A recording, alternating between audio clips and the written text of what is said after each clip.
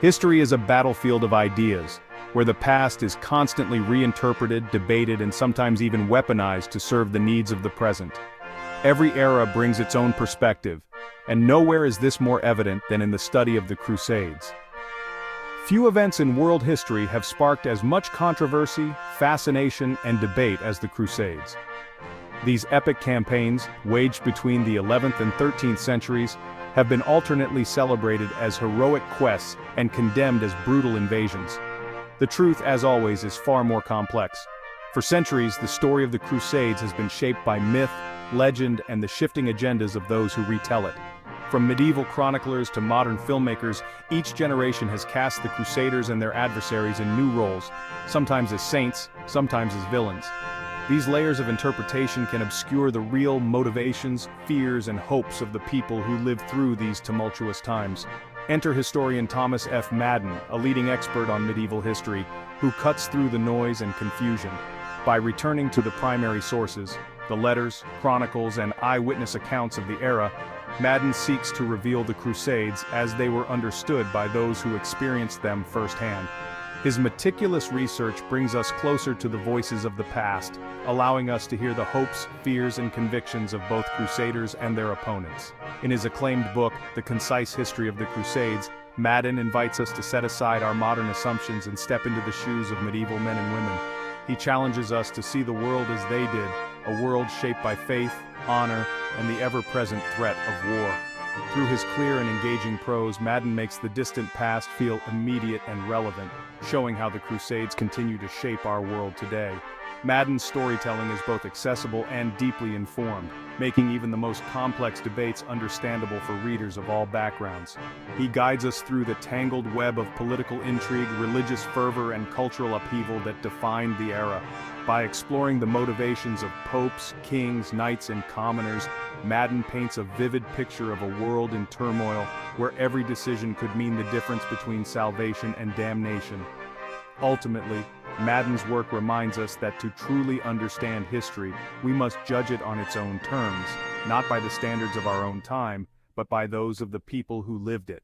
Only then can we begin to grasp the true significance of the Crusades and the lasting impact they have had on our world. By embracing this approach, we gain a clearer, more authentic view of one of history's most pivotal chapters.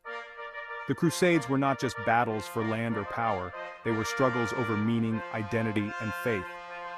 Through Madden's lens, we are invited to explore these epic events with fresh eyes and perhaps to discover new insights about our own place in history.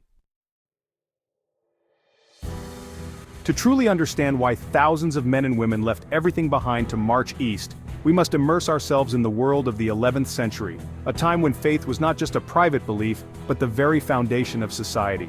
Every aspect of daily life, from birth to death, was shaped by the rhythms and rituals of the church. The village church was the heart of the community, a place where peasants, nobles, and clergy gathered, seeking guidance, forgiveness, and hope for salvation. Life was hard, uncertain, and often short, so the promise of eternal life was a powerful motivator. Pilgrimage was seen as a sacred journey, a way to cleanse the soul and draw closer to God.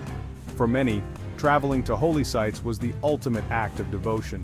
Meanwhile, for knights and nobles, violence was an ever-present reality. Feuds, raids, and petty wars plagued the land, and the warrior class was constantly seeking purpose and honor in a world where peace was fragile and fleeting.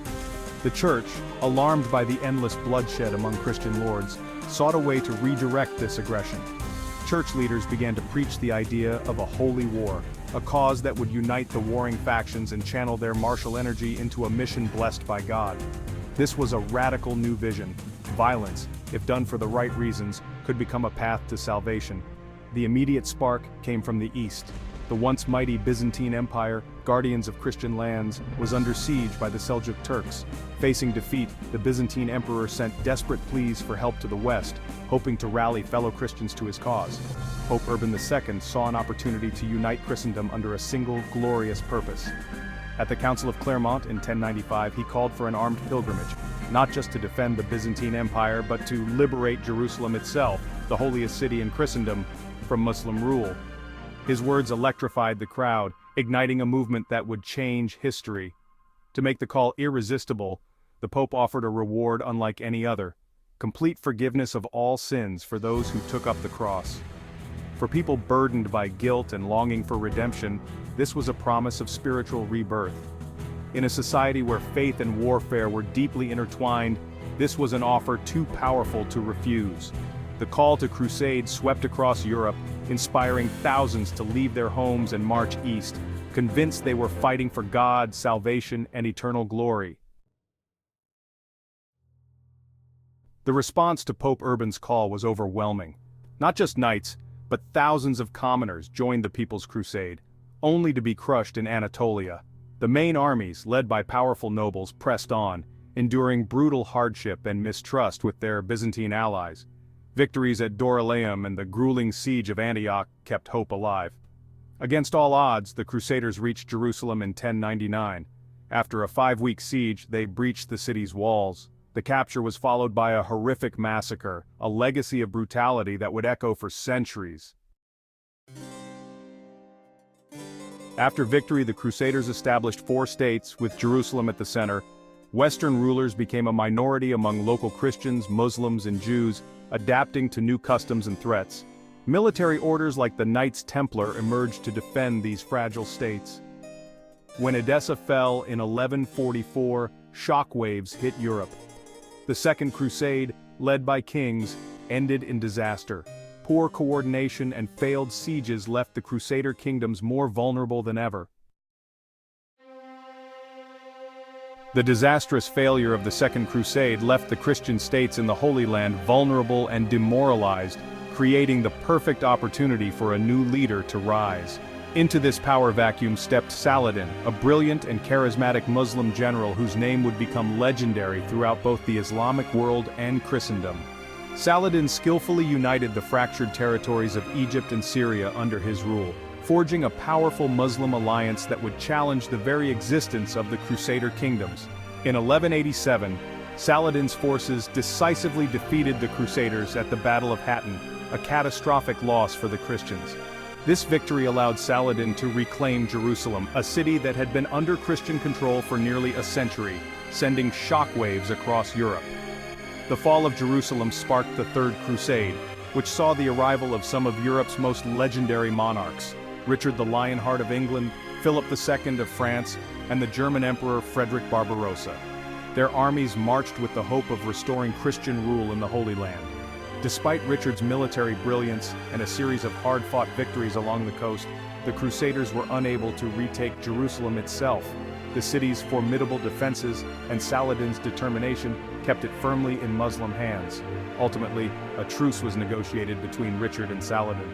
While the Crusaders failed to capture Jerusalem, the agreement allowed Christian pilgrims safe passage to visit the city's holy sites, a small but significant consolation for the West. Jerusalem remained under Muslim control, symbolizing both the limits of Crusader power and the enduring strength of Saladin's leadership. The Fourth Crusade was originally intended to strike at Egypt, the heart of Muslim power, in hopes of weakening Saladin's successors and reclaiming the Holy Land. However, the Crusaders found themselves deeply in debt to the Venetians, who had agreed to provide ships for the journey. Unable to pay, the Crusaders became pawns in Venetian political schemes, their original mission slipping away. In a shocking turn of events, the Crusaders diverted to Constantinople, the greatest Christian city in the East. In 1204, they stormed and brutally sacked the city, looting its treasures and leaving devastation in their wake, Christian armies turning against their own brethren. The sack of Constantinople shattered the Byzantine Empire, leaving it in ruins and forever altering the balance of power in the region. The Fourth Crusade, meant to reclaim the Holy Land, instead deepened the divide between Eastern and Western Christianity, with consequences that would echo for centuries. The Fourth Crusade's betrayal marked a turning point. Later crusades targeted Egypt, but infighting and poor planning led to repeated failures. The Sixth Crusade saw Frederick II regain Jerusalem through diplomacy, but his excommunication tainted the achievement. Jerusalem was soon lost again. King Louis IX's crusades ended in defeat and his death. By 1291, with the fall of Acre, the Crusader dream was over. The idea of crusading lingered, but the era of holy wars for Jerusalem had ended. Madden dispels myths. The Crusades weren't unprovoked aggression but a response to centuries of Muslim expansion and the Byzantine plea for help. Crusaders saw themselves as defenders, not invaders. Most sought spiritual reward, not riches. Crusading was costly and dangerous.